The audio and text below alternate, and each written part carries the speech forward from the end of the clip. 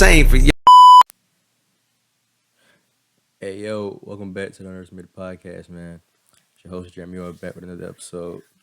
So listen, man. Well, first off, for starters, hope y'all had a great weekend, man. Happy Monday. I know some people hate Mondays, but I put out an episode every Monday, so I love Mondays now. But you know, everybody's starting school soon. I start school in about 2 weeks. Well, yeah, 2 weeks. 2 weeks. So I'm excited for that. That's not something you hear from a student very often that they're excited for school. But today, I'm going to hit y'all with my top 10 contenders for the 2023-24 NCAA Women's Basketball National Championship. Now, recently I just did a ranking of the top 25 way too early ranking for the NCAA men's basketball teams. So this is a little different because although I'm ranking them, it's kind of not like I'm necessarily winning. They say they're gonna win the championship. I'm just saying that you know they just kind of have the best odds per se, in my opinion. But this I'm actually predicting it to go this way. So let's get right on into it. So as we all know, the last year's NCAA tournament from the women's side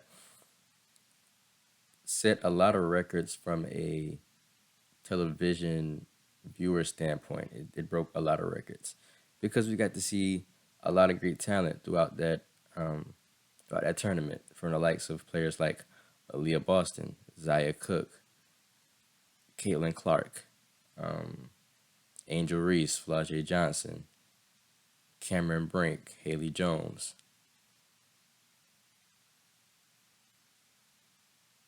Ozzie Fudd. I mean, we saw a lot of great young women um, showcasing their talents at a very high rate during the NCAA tournament last season.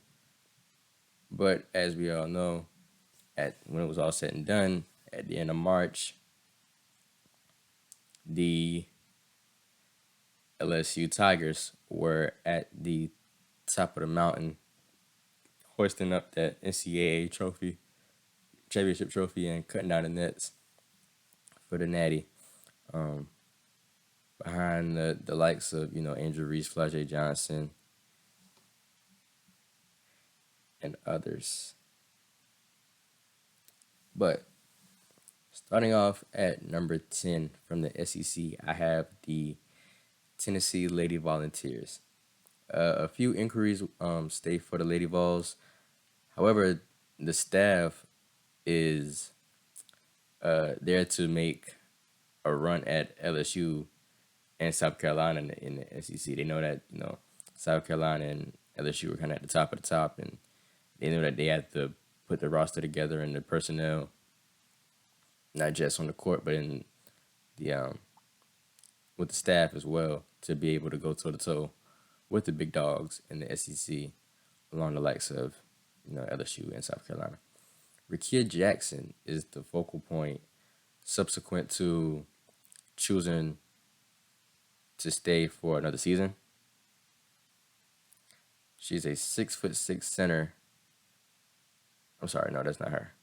A 6'6" center named Tamara Key is giving it another shot in Knoxville after missing most of 2022, 2023 due to blood clots in her lungs.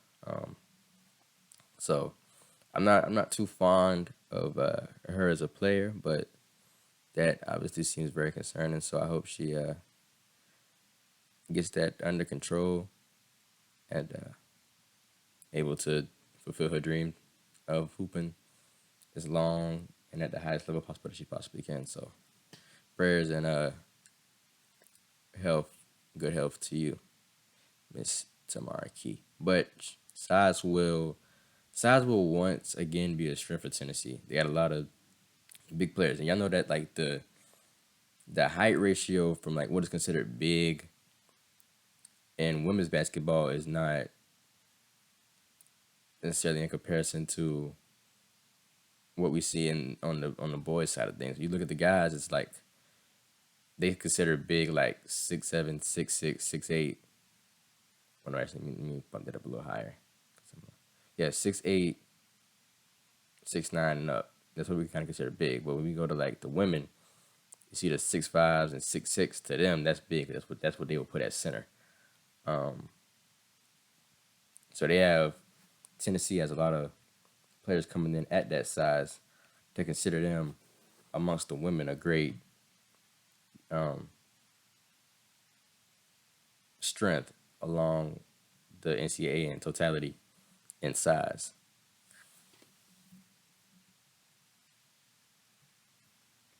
With Jillian Hollingshed, who is 6'5", returning, that's also going to be another addition of great size added to the Lady Vols new roster going into this season. Belmont transfer Destiny Wells will be dependent on to get them the ball and ought to give truly necessarily backcourt scoring. She found the middle value of vocation highs with 19 and a half points, five assists, and she also shot about 46% from three last season with the Bruins.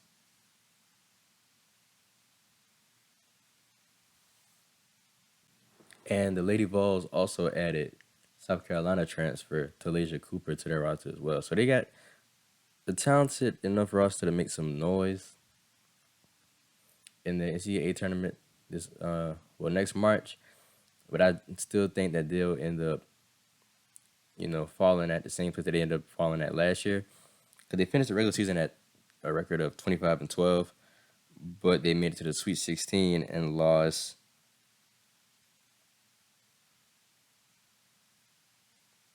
64-73 to the Virginia Tech lady squad. So I think they'll end up in the Sweet 16 again. I don't see them going any further than that. So that's just what I got to say about the Lady Vols. Now, coming in at number 9 from the Pac-12, I have the UCLA Lady Bruins. So, regardless of being guided by senior Charisma Osborne, the Bruins were the most youthful group in the NCAA competition and arrived at the Sweet 16. Presently, it's the ideal opportunity for the country's number one selecting class from a year prior to assume control over the program. Kiki Rice satisfied herself as a charging force coming into Westwood as the group's second driving scorer.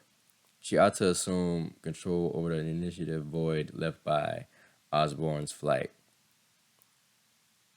Rice's cohorts, London Jones and Gabriela Jaquez, ought to likewise play extended parts, and Emily Busseau has all meeting potential. In a deep Pac-12, UCLA will likely challenge Utah and Stanford for supremacy. So the Lady Vols definitely turned a lot of heads and surprised a lot of people with the success that they had last season, because we all know them to be obviously a basketball program, but most of the attention that they receive comes from the boys side of things. Um, but like I said, along the likes of Charisma Osborne, Kiki Rice, Gabriela Jaquez, London Jones, those were the ladies to kind of carry them as far as they went. They went to the Sweet 16 and lost 59-43 to a team that made it to the Final Four in the South Carolina Gamecocks. So I don't know. They're a very hard team to kind of critique because we don't really know what to expect from them. But I mean, we know they're going to play hard, tough, and aggressive, and they won't back down because they believe with strong hope and willingness that they are one of the best teams in the country and can compete with anybody in the NCAA. Now coming in at number 8 from the ACC, I have the Notre Dame Fighting Irish. The Fighting Irish's status as a top 10 team depends on Olivia Miles being healthy, pretty much. Her status for the start of the season is uncertain due to the extent of the knee injury that cost her the season in the regular season finale of last season. But it's no secret that when Olivia Miles is 100%, that the Notre Dame Fighting Irish are a squad to be reckoned with. And when you have someone like Sonia Citron and Maddie Westbeld alongside of her, you would assume that the Fighting Irish would come out as the ACC #1 team heading into March.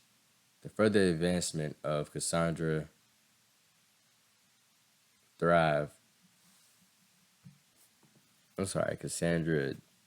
Prosper. But like I was saying, the further advancement of Cassandra Prosper and KK Bransford will be vital to the success of what is to come and what ends up, or where their success ends up in March for the Notre Dame Fighting Irish, as well as what will be integrated and approaching Watchman Hannah Hidalgo, the co-MVP of last week's McDonald's All-American game, what they have coming in. So Notre Dame. When I think of Notre Dame, I think about really football, but not just those players. They also have Becky Obenma and Anna DeWolf joining the team next season, who are also two extra great additions.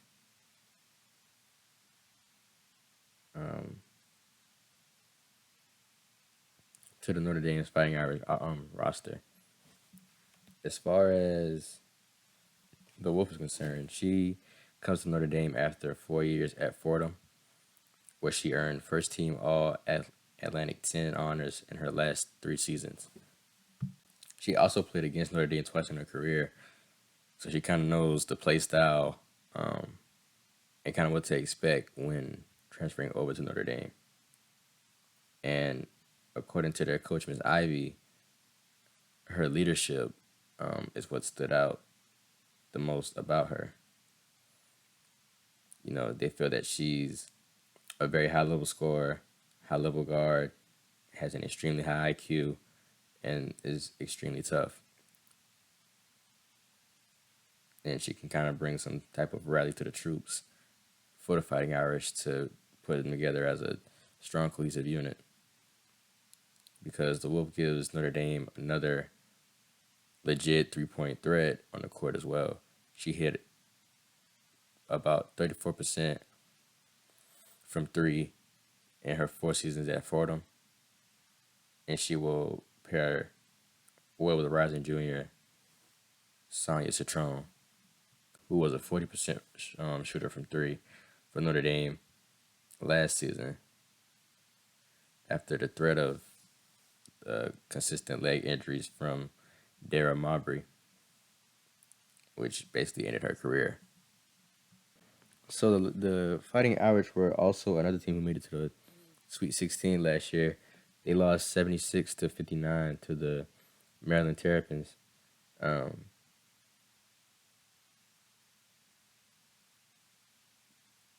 I also see them, making it back to this point. Again, I don't see them going any further than the Sweet 16, for this upcoming season.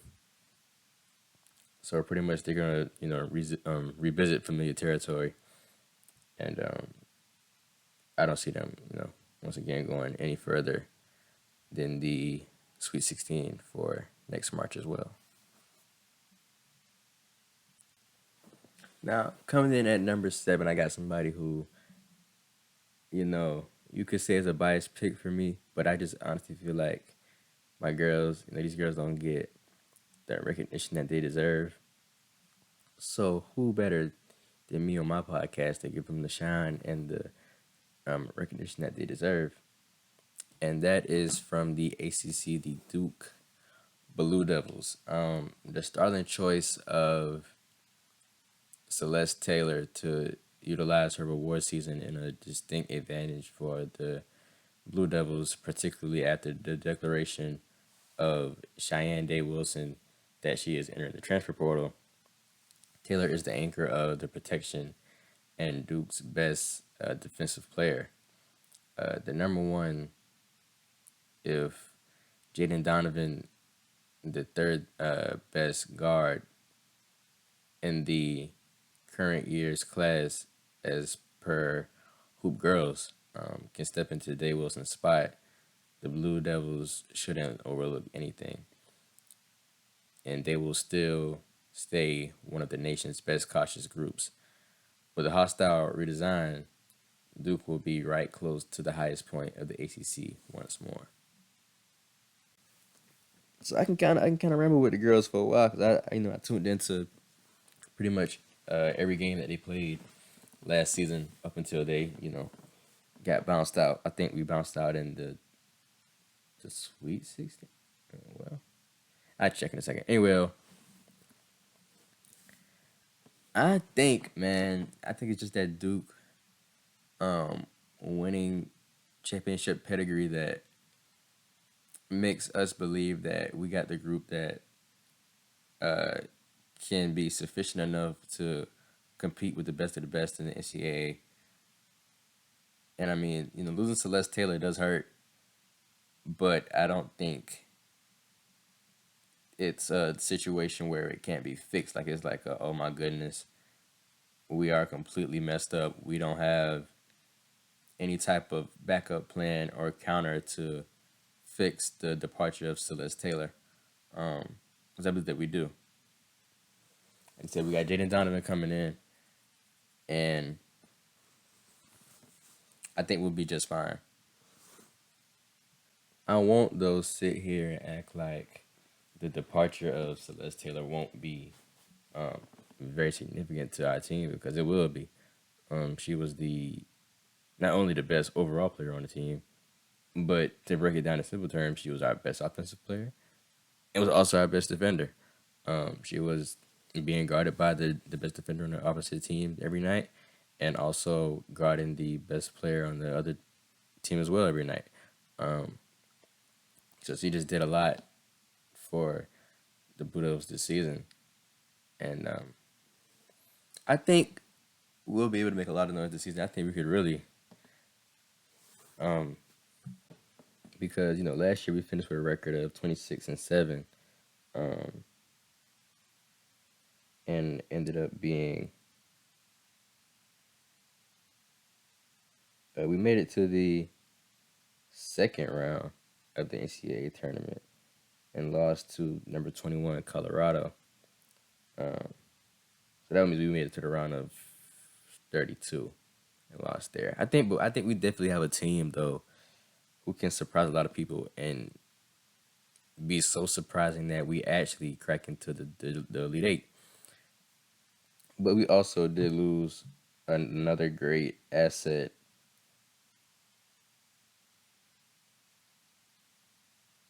in the loss of Vanessa De Jesus because she is going to miss the 2023-24 season due to injury. But I think when we have such a great coach in Miss Carl Lawson, she can pretty much take any group of girls and turn them into a stellar roster and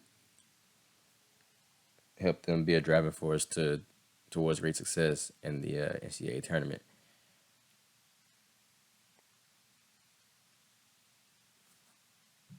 So I do feel like the Duke Lady Blue Devils have the personnel in both the staff and player personnel to make a deep run in the NCAA tournament next March, and that's just being unbiased. And I just feel like that's the true organic projection that I have for them. And if you see them in the Elite Eight, or you prefer that, don't say I told you so in advance. So coming in at number 6, I have, I think without a question, the most hyped up, at least from a basketball standpoint, the most hyped up. Actually, no, they're probably the most hyped up collegiate program in all of the NCAA in multiple sports. I believe really in football and basketball, but that is from the Pac-12, the USC Trojans. From a man's perspective, they have on the boys' side of things, they have Ronnie James, Isaiah Collier. On the women's side, they got Miss Juju Watkins coming in. And from football, they got their reigning Heisman Trophy winner at quarterback, Caleb Williams, on their squad. But the proceeded with the move of the Trojans' program under coach Lindsay Gottlieb hit another level when she handled the nation's top player, 6-foot guard Jadea, aka Juju Watkins, from Sierra Ravine Secondary School in Los Angeles. With her range of abilities and a way to deal with the game, scouts have selected Watkins a definite fire future star. She'll collaborate with sophomore 6'4" Araya Marshall, one of the nation's best guards, to shape the foundation of USC's short team.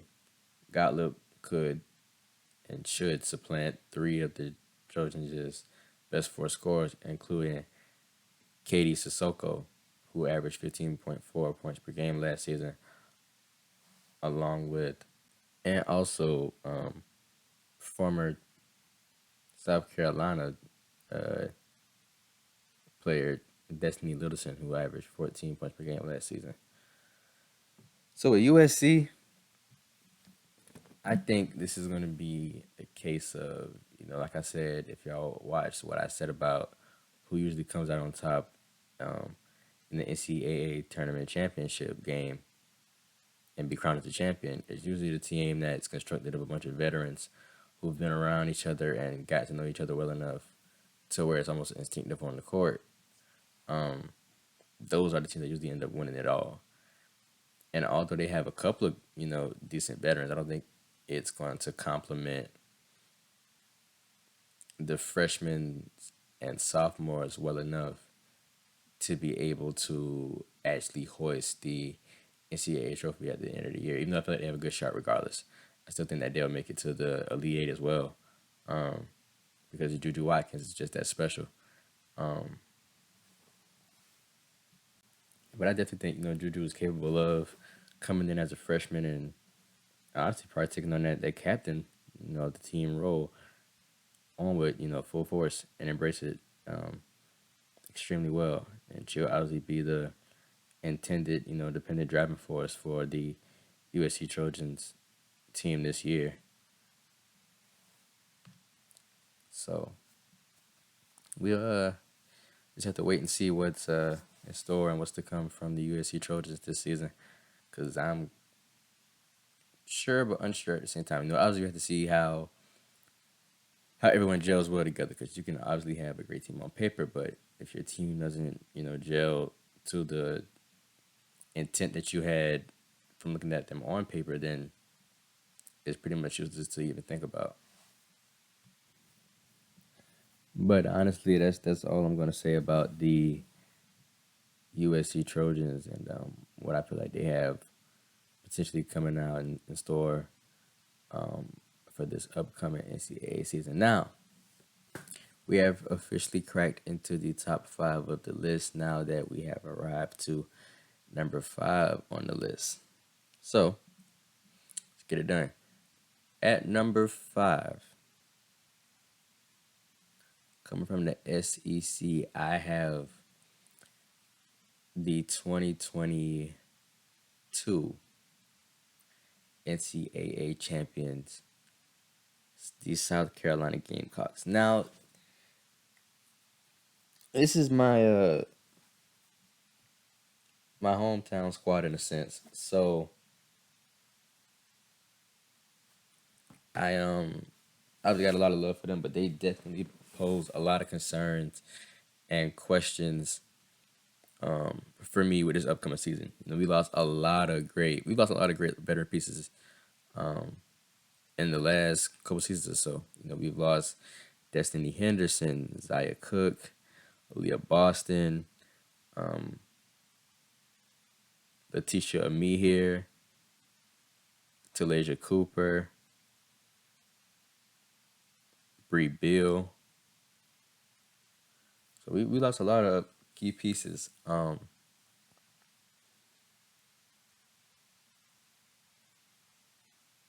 just as I'm about to get into, another time has shown up in Columbia with Aaliyah Boston and Zaya Cook going to the WNBA. Coach Don Staley surrenders the group to Raven Johnson and Camila Cardoza as Johnson looks to be prepared to be a group leader, and Cardoza could arise as a ruling power with the additional minutes accessible with Aaliyah Boston's departure. And Bree Hall, who likewise was important for the proclaimed 2021 recruiting class, looked prepared for a bigger role and a greater job close by her cohort, Raymond Johnson, in the backcourt, as Don Staley by and by added a hot shot class of newbies,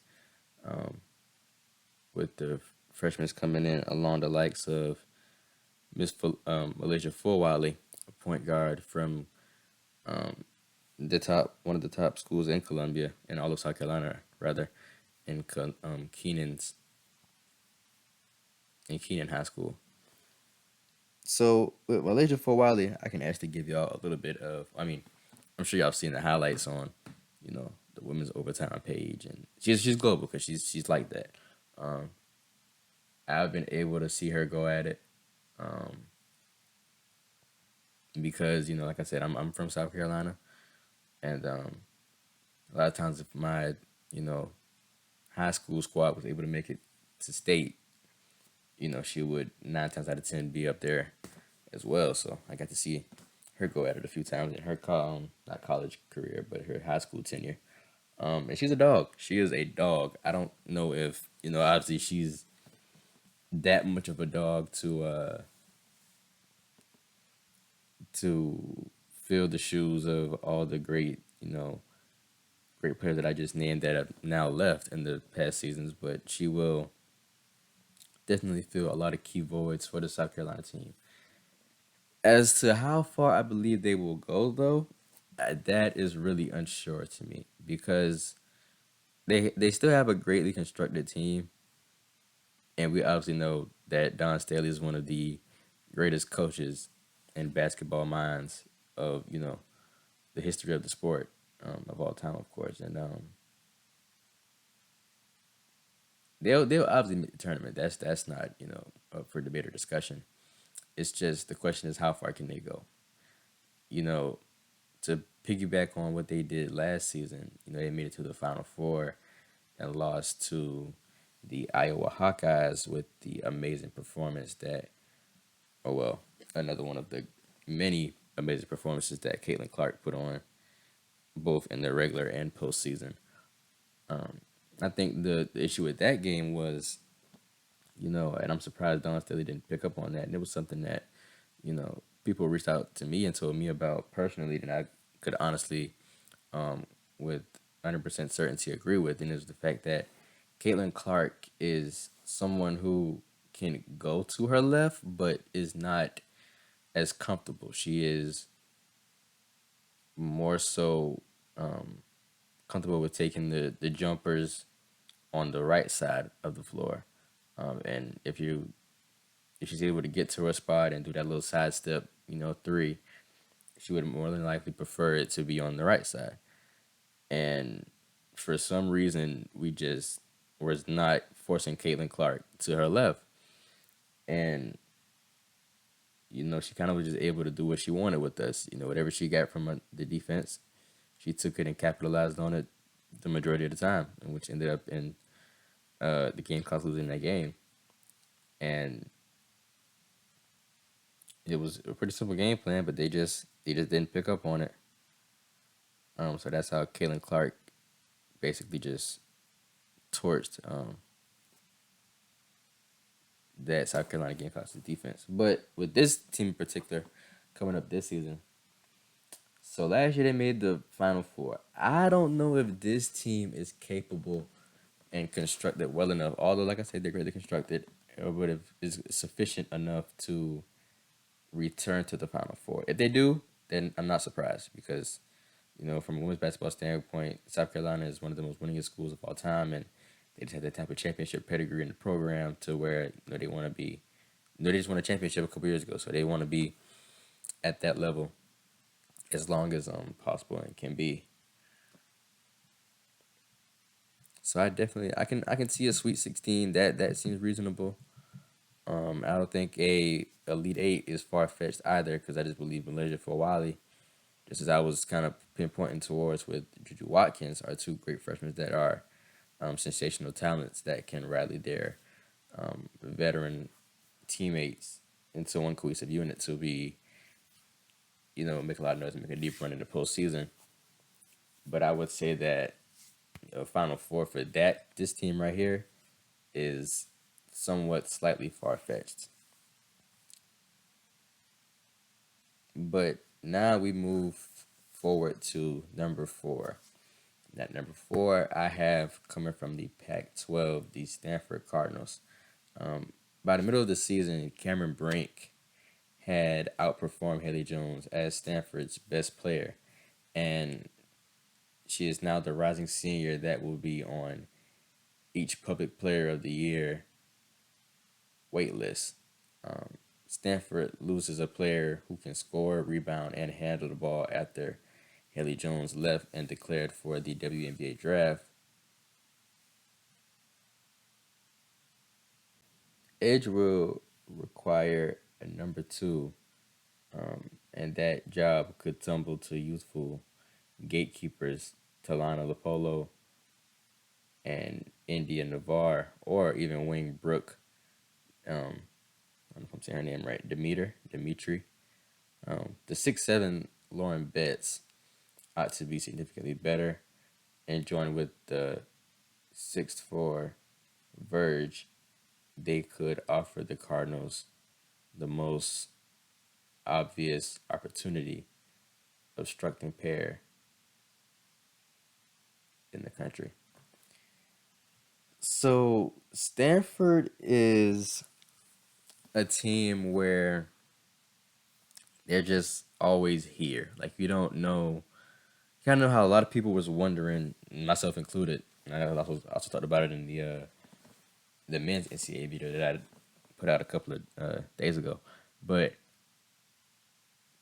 many were wondering how San Diego State made it to the NCAA championship game last season on the men's side of things, of course.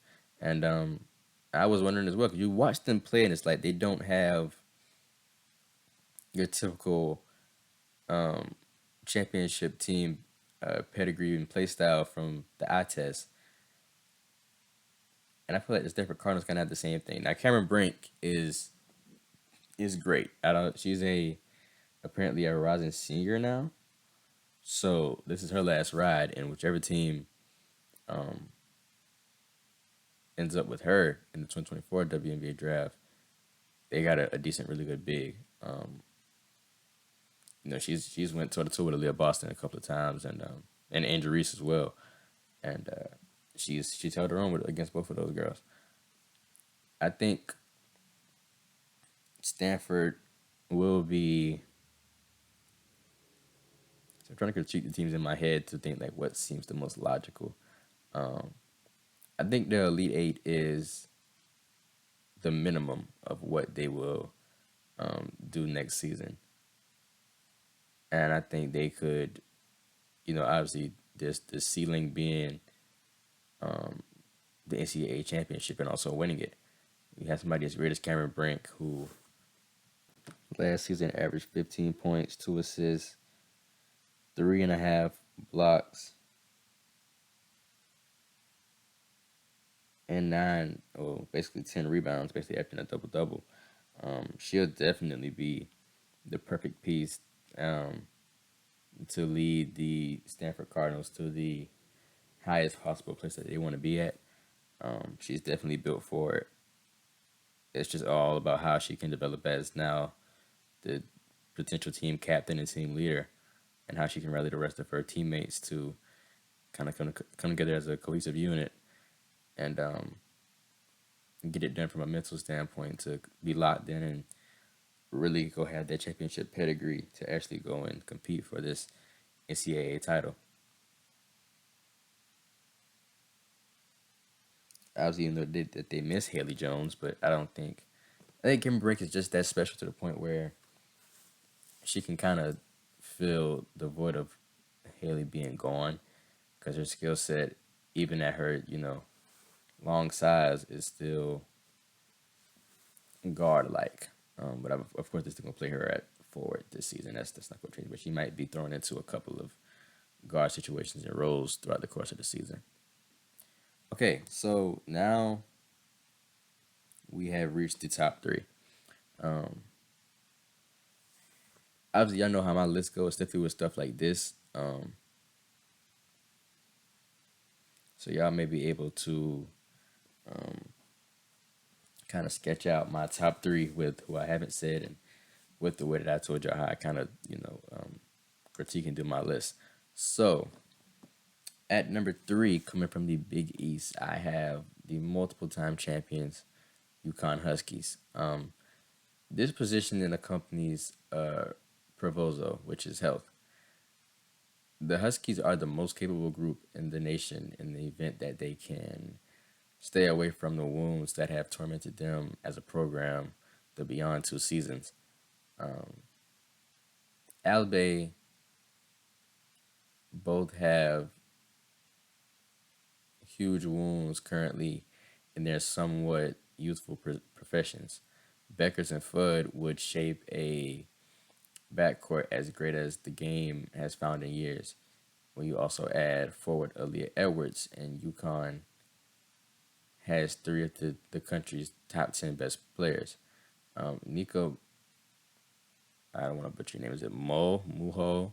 I believe it's Mo, who set the school single season record for assists in 2022-2023 season, will turn into the third um, gatekeeper for the team. And Aubrey Griffin and Caroline Duckharm ought to slide into additional obvious jobs. And 6'2" Ayanna Patterson, 6'5" Jana L. Alpha, and 6'3" Ice Brady, who missed the previous seasons with a physical issue, could provide the Huskies with the sort of front court profundity that they haven't had in recent years or in recent memory. So let's get into UConn. UConn is obviously, if I'm not mistaken, the most winningest program in women's basketball history. They got pretty much one of the greatest, if not the greatest in most eyes, women's basketball coach of all time, in Gino Auriemma. But yeah, they got the team. They got the team that's constructed of winning a championship. But like I said, injuries has just been the kind of their kryptonite. It's sort of something that they just haven't been able to surpass, and kind of been a detriment to what they can really do as a team. Because I think we all know what they can do as a team when fully healthy with the roster that they have. We all know how special Paige Beckers is. You know how much of a showcase talent that Ozzie Fudd is.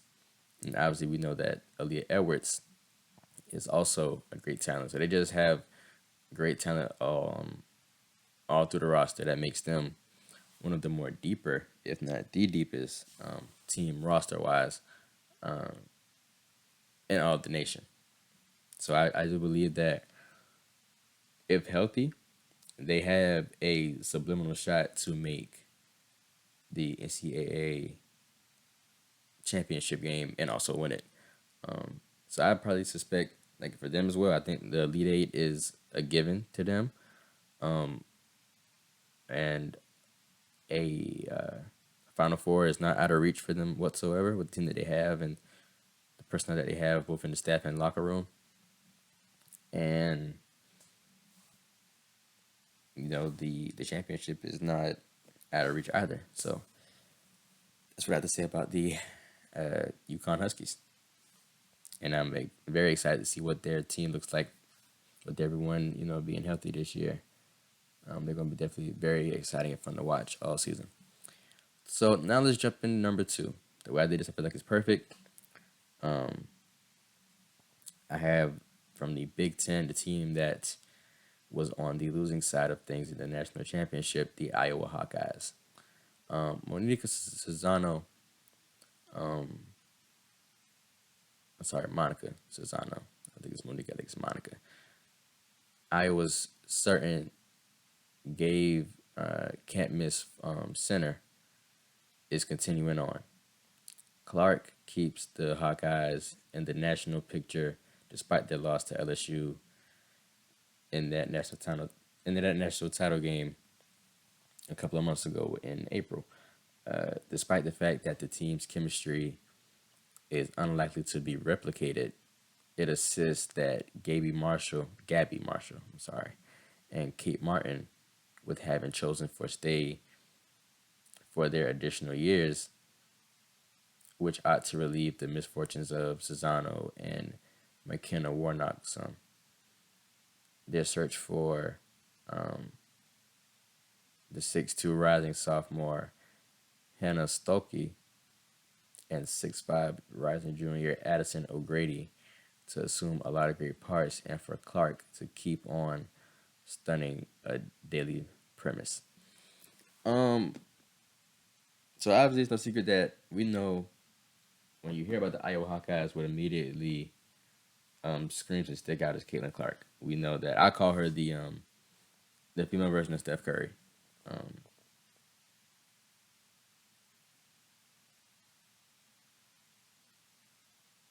I believe Caitlin Clark is a senior now, so this is going to be the first 5 picks of the 2024 WNBA draft is going to be very interesting because that's going to revolve around most likely, Caitlin Clark, Paige Beckers, who am I missing? Caitlin Clark, Paige Beckers. Oh, Angel Reese, Cameron Brink.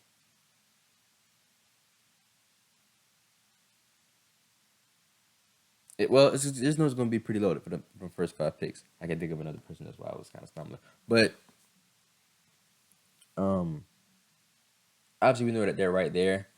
They just lost an NCAA championship, and I think that as long as you are able to do what you did last season, which is surround Caitlin Clark around players to best fit her play style, not just as an individual, but the team in totality, you have the successful game plan to make a decent, legit run at the NCAA championship again.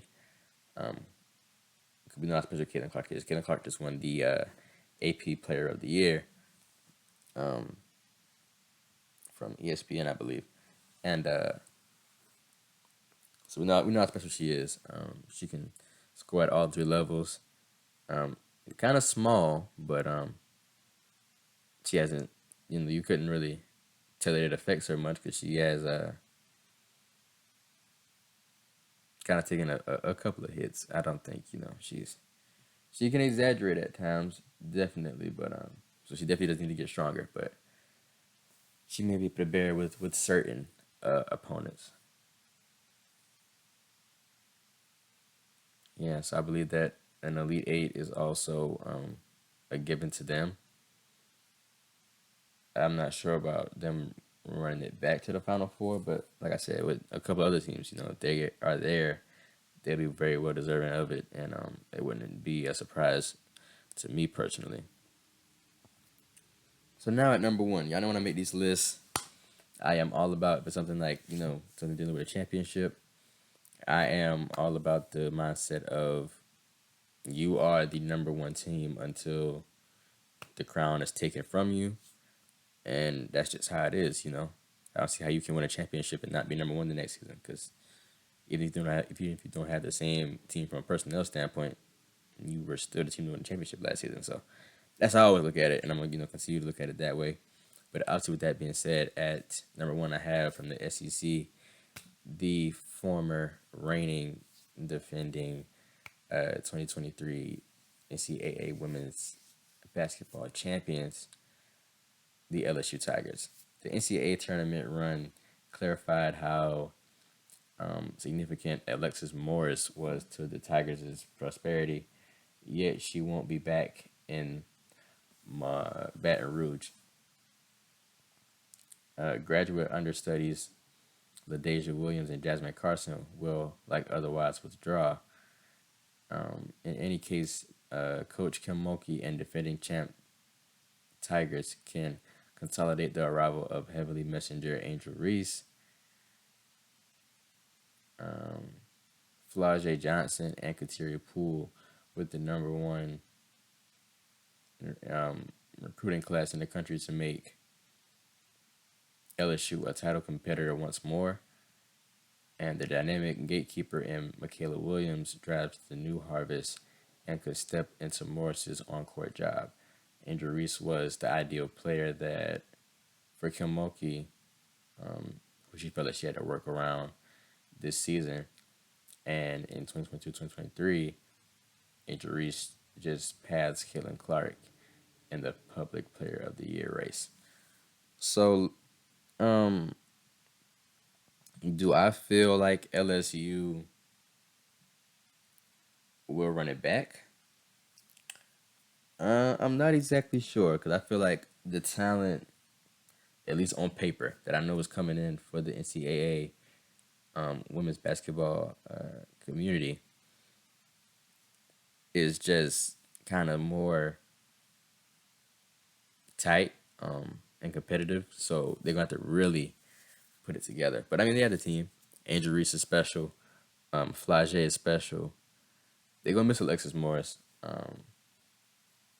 But Jasmine Carson also is special. We saw how, well, no, actually, she's going to withdraw, excuse me. But Kateria Poole is great as well. So they have a team as well. I think another one of those things, like I said, the Elite Eight is doable for them.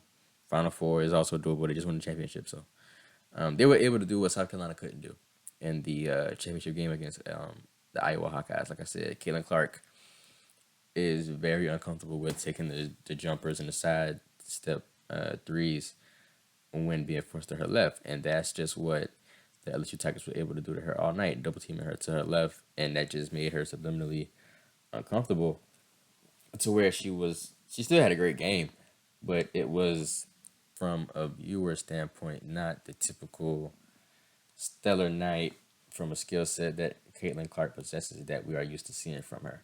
And that's just how well that the LSU Tigers and Kim Mulkey game plan to defend Caitlin Clark.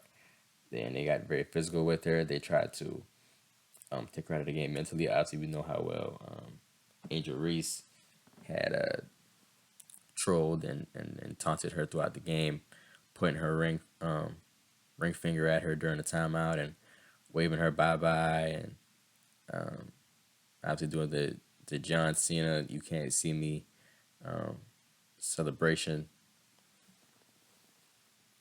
So yeah, I mean, they're gonna be another team that's gonna be very exciting to watch. Obviously they added on former Louisville Cardinal, Haley Van Lith. So that's gonna be another great addition for them. And so they really, they lost a lot, but made up for it pretty well. And that's why I feel like they're number one until further notice. And yeah, that is gonna do it for this episode, man. I appreciate you guys tapping in with me, and I appreciate all the love and support. Don't forget to, if you are tuning in on YouTube, to like, comment, share, and subscribe. You know, tell your mama, tell your daddy, tell your pet frog, your granny, your uncle, and your mama, daddy, granddaddy, stepdaddy, brother, cousin, pet lizard, to go like, comment, subscribe to the Underestimated Podcast, because it would be greatly appreciated. And it's nothing but love on this side. So y'all continue to have a great Monday. I will see y'all on Wednesday for episode 10. And always remember, don't underestimate, appreciate, and without further ado, I'm gone.